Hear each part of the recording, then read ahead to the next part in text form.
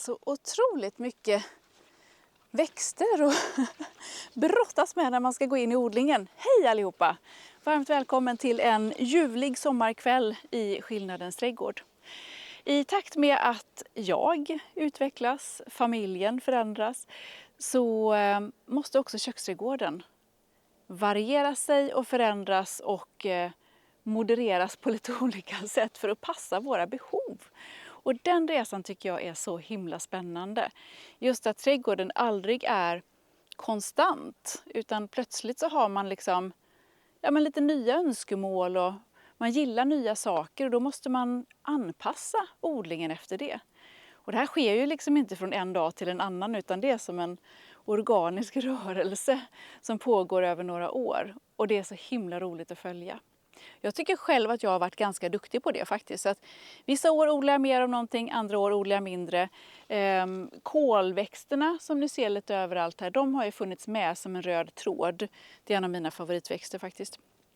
Men insprängt lite här och var så finns saker som jag tidigare inte odlade så mycket av, men som jag nu odlar mer av för att jag ser ett större behov av det. Och det är därför som vi ska ägna det här avsnittet åt örter faktiskt. Skillnadens trädgård, jag heter Sara Bäckmo och det här är avsnitt 12 i sommarserien där du får följa min köksträdgård under sommaren. Och vill du se mer av det jag gör så hittar du mig alltid på www.sarabackmo.se. Nu ska vi gå ut och skörda.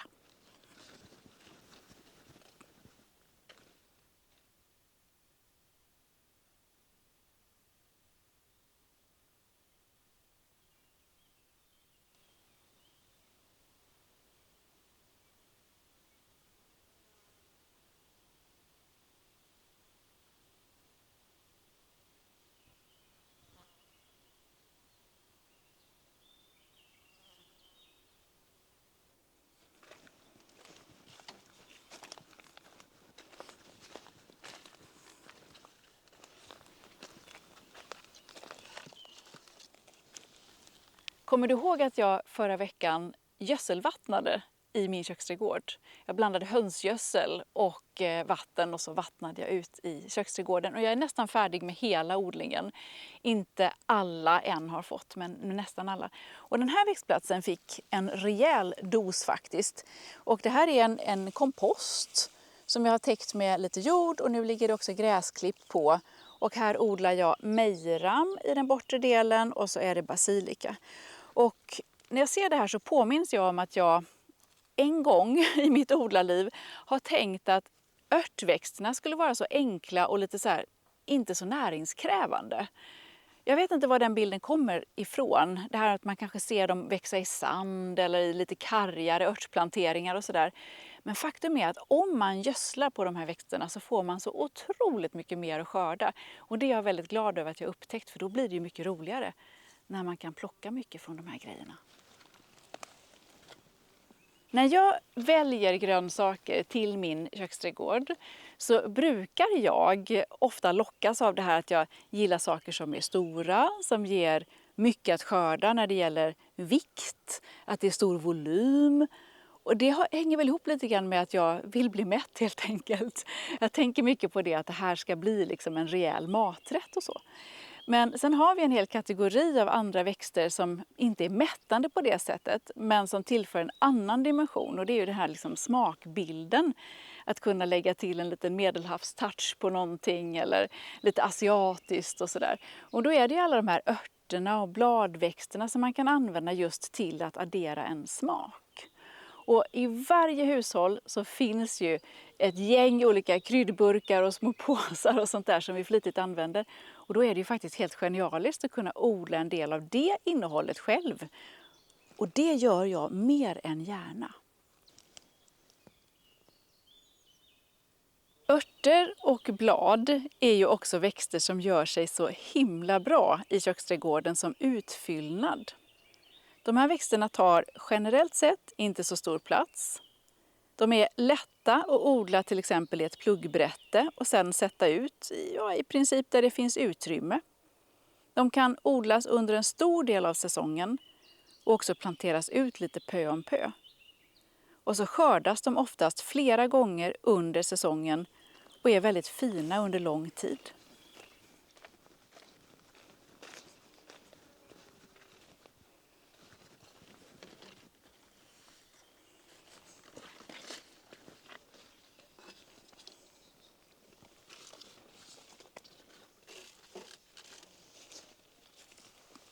Det här är en älskling.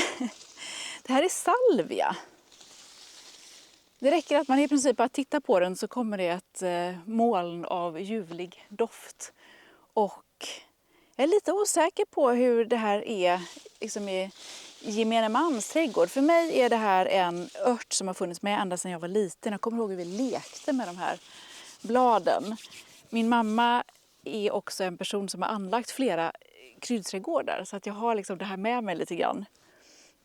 Doftar ljuvligt. Vi åt mycket salvia i olika lammrätter och sådär, minns jag, när jag var liten. Och salvia är verkligen en stapelört i min kryddsamling. Så jag brukar skörda och torka och sen ha i en mjölpåse eller sådär, så kan man ta fram och använda under säsongen som man önskar. Hos mig här i zon 3 så övervintrar salvia ibland, men oftast inte. Så om jag har ett helt gäng plantor så är det någon kanske som övervintrar, men jag sår alltid nytt och sätter ut. Och det här är, tror jag, en övervintrad buske. Och sen har jag de som är mindre här intill, som är ettåriga, men de kommer vara jättefina sen i slutet av sommaren. Och salvia hör till de här växterna som är så fantastisk för att när man skördar så bryter växten nytt. Så att man kan liksom klippa ner hela plantan 1, 2, 3 gånger under säsongen och få väldigt mycket att skörda. Jag ska visa principen här.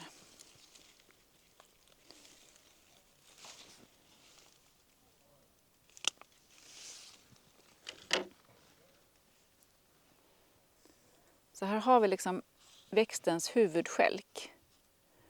Och från den sitter det blad. De är läckert lite ludna och så nästan lite silvriga i tonen. Och i varje bladveck så kommer det ett nytt litet skott. Och det gör att när jag klipper ner växten så är det som en liten stubbe kvar och från den så växer det sedan ut nya. Så ju mer man skördar, desto mer växer upp och desto buskigare blir själva växten. Och det är otroligt tacksamt. Så det jag gör nu när jag ska skörda är att jag helt enkelt tar en sekatör och så bara jämnar jag helt enkelt plantan. Kanske, vad är det då, 10 cm eller så ovanför marken och klipper ner rubbet.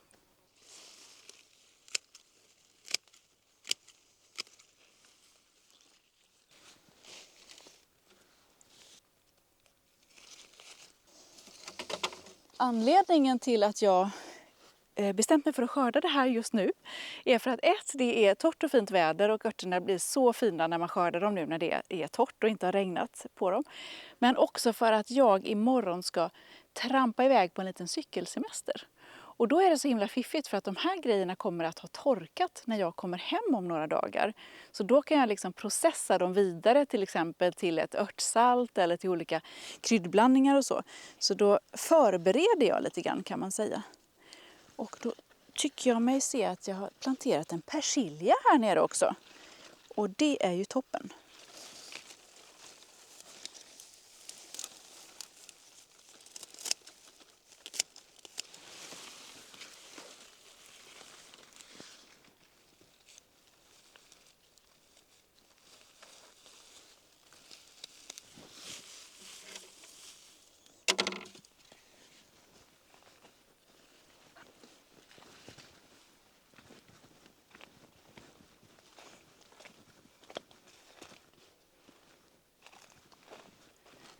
Här har vi ju basilikan som vi kikade på förut. Jag tycker det är så roligt att odla olika sorters basilika. Så jag odlar liksom inte bara en och samma utan älskar när det är lite olika.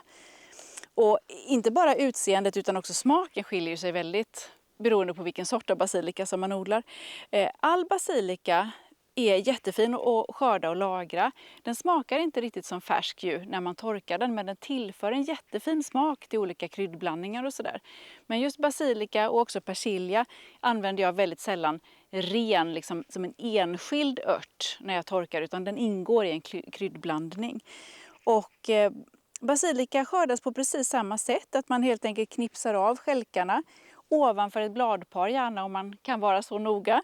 Ibland så behöver jag liksom bara kötta ner rubbet, men nu har jag lite mindre plantor så då kan jag vara lite mer noga när jag skördar helt enkelt. Och sen i varje bladpar igen så bryter det nytt och plantan kommer att buska på sig och växa till sig och ge ännu fler skördar framöver.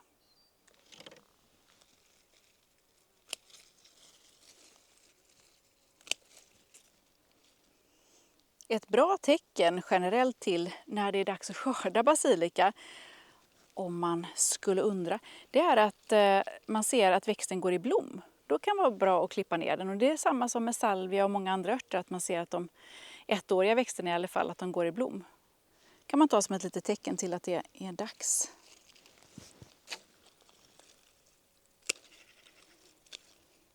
Nu ser du, nu skördar jag både de som är liksom lite längre kvistar. Och sen kan man ta ett litet toppskott på dem också. Nu kommer de att bryta nytt. Doften är helt magisk.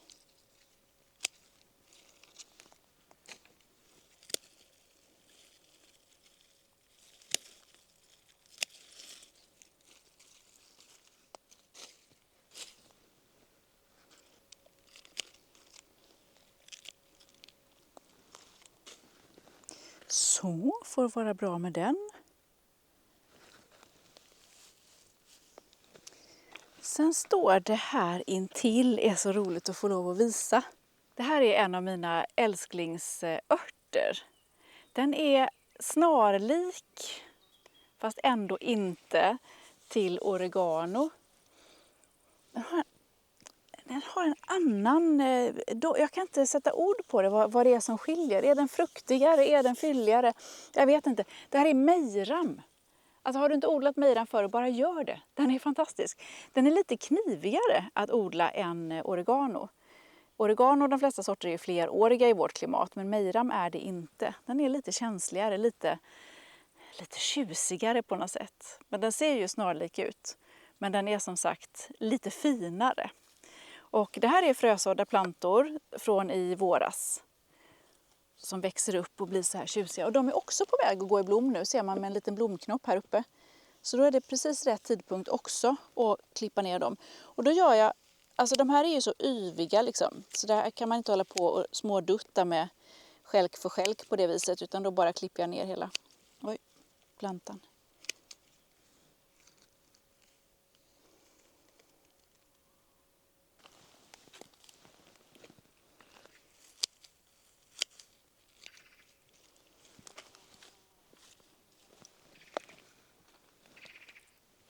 Mejran passar jättefint till lamm och olika vegetariska rätter. Lamm, alltså det är så himla gott till. Den är också jättefin, helt oumbärlig om man gör egen leverpastej till exempel. Kan vara med kött eller en vegetarisk pastej, jättefin. Och icke att förglömma, den är väldigt god färsk. Och såklart en klassiker i alla typer av pizzablandningar, kryddor till pizza och pasta och så. En fin back med blandat, men innan vi är helt klara här så ska jag också gå bort och skörda. Jag har skjutit upp det lite grann, jag har ju en enorm pallkrage med mynta som måste tas om hand nu.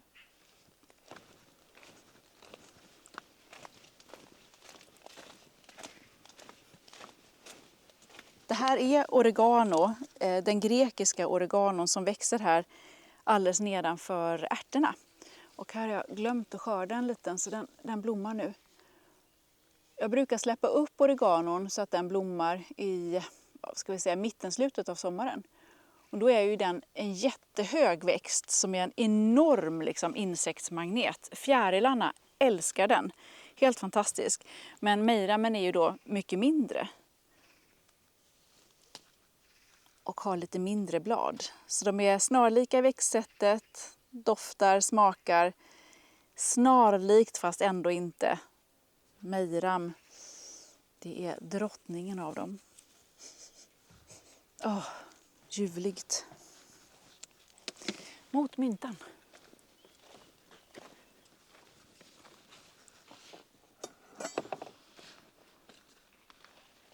Det här är ju ett område som ska göras om. Det är ett gäng pallkragar, 8 pallkragar som omgärdar en kompost som är väldigt praktisk. Den slukar det mesta och här har jag en pallkrage som jag haft sedan barnen var små med, jag kommer inte ihåg om det är kanske 8 olika sorters mynta som bara växer här. I år så har jag för första gången en automatisk bevattning som går här i alla pallkragarna, vilket gör att myntan har ju fått ett jätteuppsving eftersom den bevattnas och den har fått en hel del gödsel också. Den står i en pallkrage, 2 på höjden, ovanpå en lastpall. Och det här är ett jättetips till dig som vill odla mynta i trädgården men inte vill sätta ner den i marken, för att mynta sprider sig något fruktansvärt. Så vill du slippa det, sätt den i en pallkrage ovanpå en lastpall. Här ser du också precis nu att myntan håller på att gå i blom, så det är ett jättefint tillfälle att skörda den. Och det som händer med örter som går i blom, det är precis som med andra grönsaker som lägger sin energi liksom på att blomma och tillverka frön och såna saker. Att då lägger de mer energi på det och bladen blir lidande och då blir smaken lite sämre och kvaliteten på bladen och så därefter. Så nu klipper jag ner rubbet. Ska sätta det i en hink här. Gud vad mycket! Skulle behövt en röjsåg.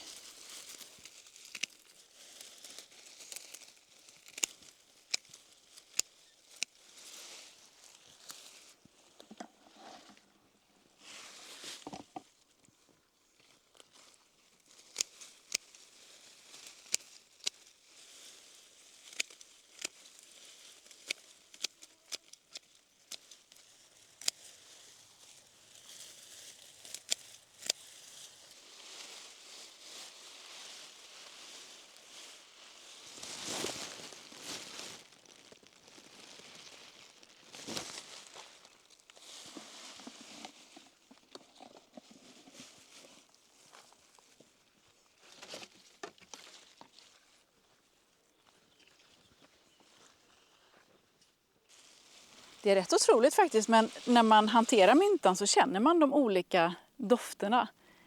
Alltså hur de skiljer sig mellan de olika sorterna. En sort som jag tycker väldigt mycket om är en som heter chokladmynta. Och inte för att den liksom smakar choklad så, men den har en lite djupare doft och smak. Uppskattas väldigt. Nu kanske ni vill veta också vad vi gör med myntan. Alltså det här är ju en konsumtion för några år framåt i tid, men det mesta blir faktiskt te. Och jag torkar bladen och sen förvarar dem i burkar. Och så honungste av mynta är ju jättegott.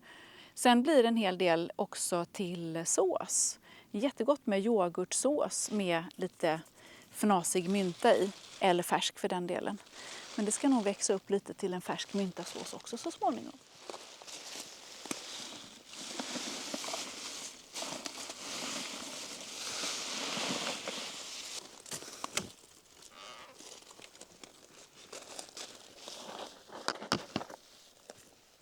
När jag tar hand om örter gör jag inte bara på ett sätt. Precis som med gödsling och sådd och plantering och skörd. Allt görs lite olika beroende på vad som passar i vardagen. Det jag skördar idag, det kommer jag att torka på enklaste sätt. Lufttorka.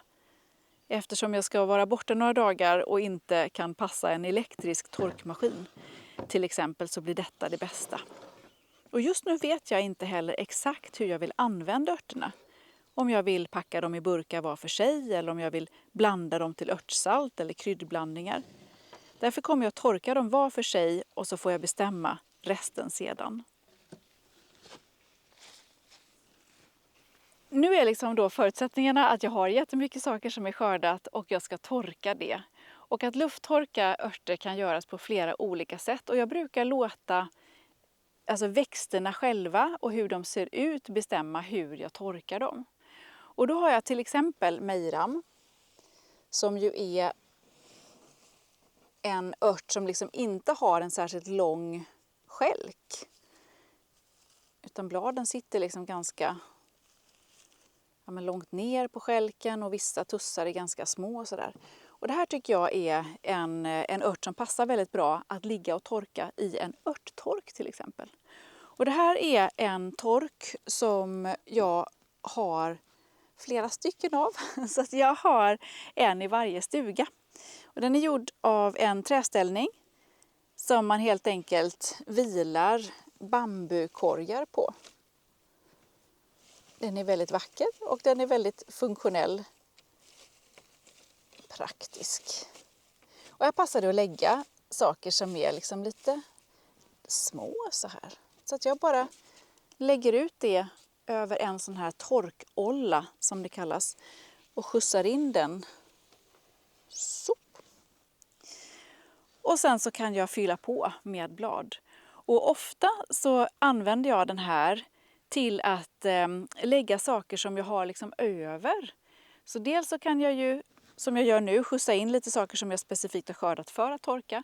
Men ofta i vardagen när man skördar och lagar mat så blir det ju en del över och då är det så himla bra. Bara har jag den här ståendes och sen fyller jag på med saker när jag får lite grejer över. Så i den här tänker jag också faktiskt att jag ska peta ner det av salvian som är lite smått. Så nu sorterar jag ut de längre delarna av salvian som är sånt som jag lätt kan bunta.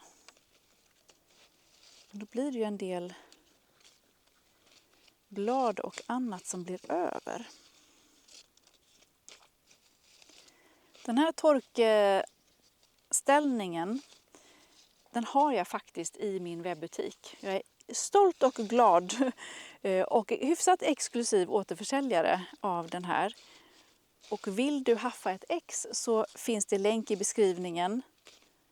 Och du hittar den också i webbutiken i kategorin odlingstillbehör tror jag, eller köksprylar.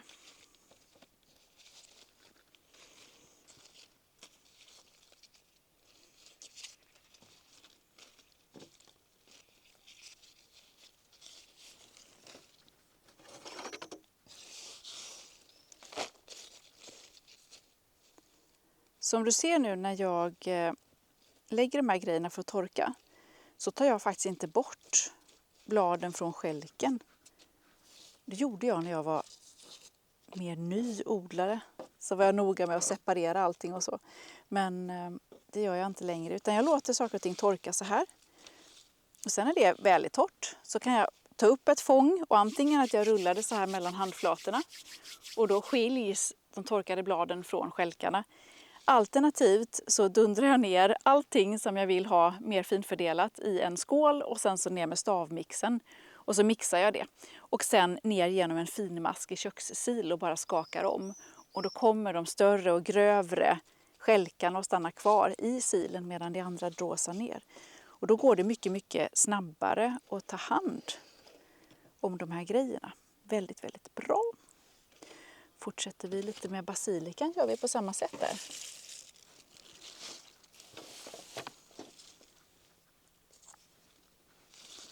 Så de grejerna som har lite längre, kraftigare skälk sorterar jag ut.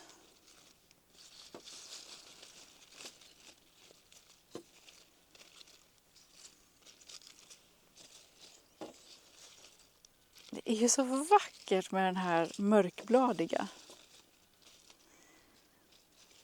Den är inte lika stilig sen när man torkar den, det ska jag villigt erkänna. Eller snarare ovilligt erkänna. Men den är väldigt, väldigt vacker när den är färsk. Det är lite kul med de här sakerna som sticker av färgmässigt.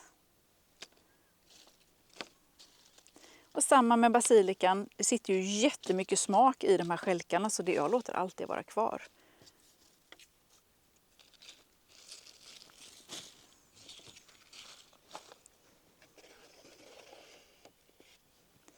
Så. Och sen har vi persiljan. Och persiljan är faktiskt den skiljer sig lite från de övriga.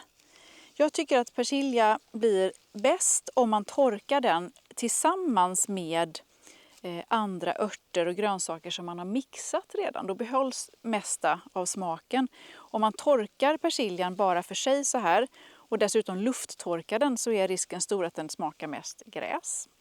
Det vill man kanske inte. Så ett tips om du har mycket persilja och gärna vill torka den, så är det att mixa den tillsammans med färska örter och sen torka den som en smet. Men då görs det bäst i ugn eller i en elektrisk torkapparat. Så den här persiljan kommer jag faktiskt att hacka upp och frysa istället.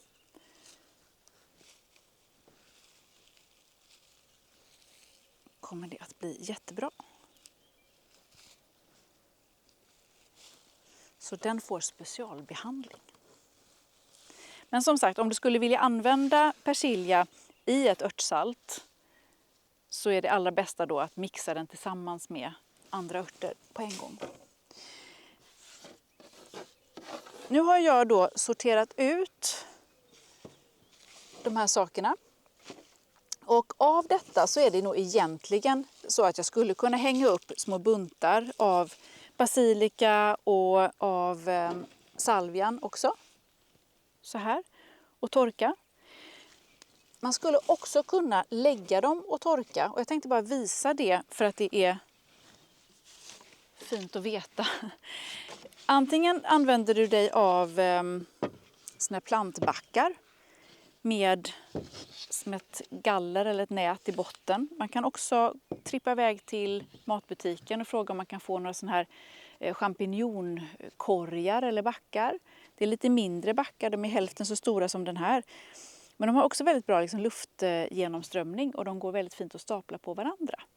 Den typen av backar har oftast ingen liten avsats eller så här i botten, utan där måste man tänka på att när man ska torka i en back så måste de placeras ovanpå någonting så att man har en bra lufttillströmning underifrån också. Och då kan man i en sån här back väldigt enkelt bara strö ut sakerna. Så att det inte ligger på varandra helt och hållet.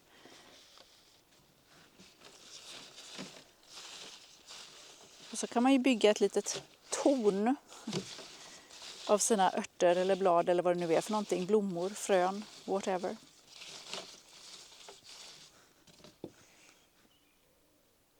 Och sen ställa inomhus. Bygga upp ett litet torn om man har mycket. Så det är ett väldigt praktiskt sätt också om man har mycket att skörda. Tar inte så mycket plats. Nu hade jag inte så mycket sånt här små fjös. Så backen får lov att vänta. Istället så tänker jag hänga upp de här sakerna så att de får lov att hängtorka i buntar. När man buntar saker och hänger upp så kan det vara lite knixigt, för att de här skälkarna nu, de är ju ganska kraftiga. Men när de torkar så försvinner ju allt vatten i skälken och omfånget minskar rejält. Och det betyder att om jag sätter ett litet snöre runt den här och låter det torka, så med tiden så kommer sakerna börja trilla ur den här bunten för att snöret inte sitter åt så hårt som det ska. Och det här kan man lösa på ett väldigt, väldigt enkelt sätt. Så jag har en snörstump som jag viker i 2 och gör en knut. Så. Och sen tar jag min bunt med snöret runt och i öglan fångar jag upp den andra änden.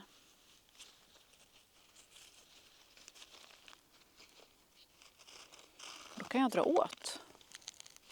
Så. Och sen om några dagar så kan jag gå och dra åt här igen. Samma teknik kan du använda när du skördar och torkar blommor. Så istället för att ta snöret och knyta runt så gör du den här öglan och sen hänger upp dem i taket. Och så kan du gå dit om några dagar och dra åt ytterligare.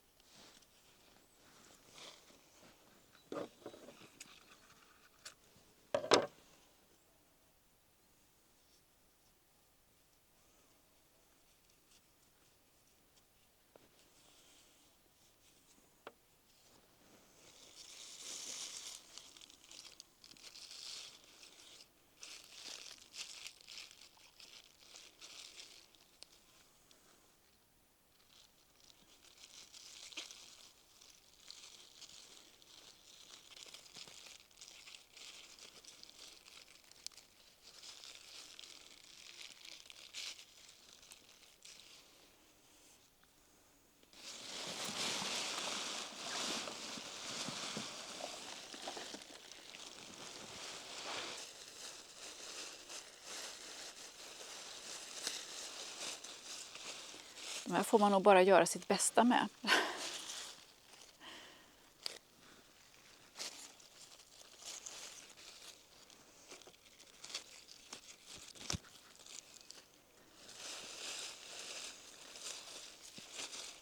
När man har mycket mynta själv så tänker man ju inte på hur tråkigt det är att vara utan mynta. Faktum är att mynta-te är en jättefin gå bort-present. Och ett specialtips är att om man mixar torkad mynta, alltså till ett fint pulver, så liknar det ett sånt här dyrt japanskt te som kostar jättemycket att köpa i en tebutik. Det kan ju vara fint att ta med sig till någon som verkligen tycker om att dricka te.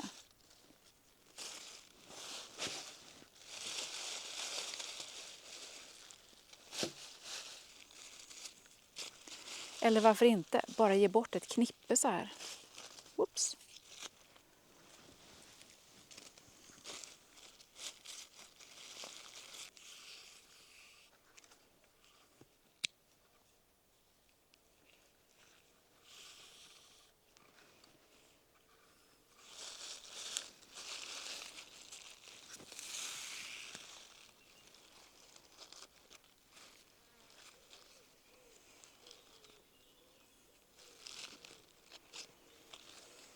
Det är något lite speciellt med det här när det blir så mycket att det nästan känns som om det är en liten business på något sätt. Jag är en person, jag går väldigt mycket igång på det här, att känslan av att det här är någonting som kommer räcka för länge. Jag är ingen prepper, jag håller liksom inte på med den typen av odling och bunkrar i ladorna på det viset. I händelse av en total samhällelig kollaps. Däremot så tycker jag att det är väldigt trevligt att veta att jag kan prestera saker som vi har nytta av under lång tid. Och som sagt, man blir inte mätt på att dricka mynta-te.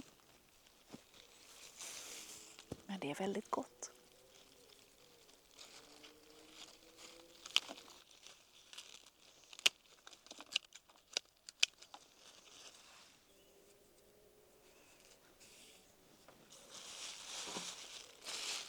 Oavsett hur mycket eller lite örter som du torkar så är det värt det.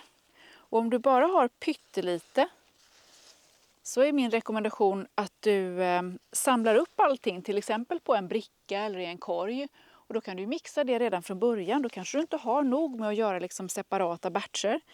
Utan då kan du bara mixa en allsköns blandning på en korg. Låta det torka upp, mixa till ett pulver eller mer finfördelat. Och sen blanda i en burk tillsammans med lite gott salt. Och så har du världens godaste salt där sen.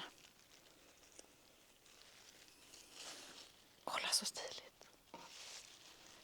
Det finns på www.sarabackmo.se beskrivningar av en mängd olika kombinationer som man kan göra till salt och olika sätt att göra örtsalt på. Och där finns också, om du söker efter mynta, tips på att göra mynta-te och lite annat sånt där. De här buntarna med örter kommer jag att hänga inomhus nu. Och oavsett hur mycket eller lite som du tänker torka så är liksom en bra grundregel att det ska hänga i rumstemperatur, det ska vara torrt, får inte vara fuktigt och att det inte ska vara ljust. För om du låter de här grejerna torka, alltså i direkt solljus, så kommer det bli vitt som papper nästan efter en liten tid. Så låt det vara någonstans där det inte är direkt utsatt just för solljus. En del grejer förlorar ju helt klart sin gröna sköna charm, medan andra saker behåller färgen ganska bra. Men om man mixar allting sen till ett örtsalt eller liknande så blir det grönt. Det går knappt att urskilja de olika delarna.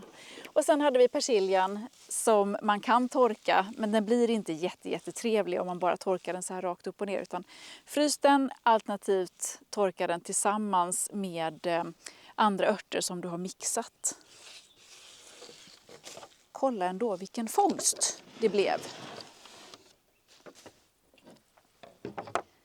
När man har fått upp ögonen för att torka saker och använda egna örter så vill man ju bara odla mer och mer. Och man vill prova nya saker och hittar nya favoriter, vilket är otroligt roligt. En sak som jag själv har börjat göra mer nu, det är ju att jag sparar korianderfrön. Det gjorde jag inte tidigare, men det tycker jag är jättegott och de är färdiga att skörda ganska snart ändå. Så en del av detta ska bli en ny omgång med örtsalt och jag tog faktiskt med mig en liten skål. Det här är det som finns kvar av förra årets örter som är torkade, mixade och sen blandade med ett hyfsat exklusivt franskt havssalt. Jättegott. Och det här står på matbordet och vi strösslar lite grann över färska grönsaker eller maten och får en ljuvlig smak. Som sagt, mer om hur du gör ett salt kan du läsa på www.sarabackmo.se.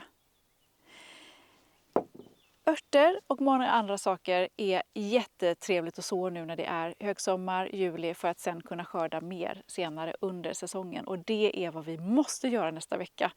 Så det är bara att bulla upp med nya fröer så gör vi en gemensam sådd när vi ses om en vecka. Tack för att du har kikat. Hej då!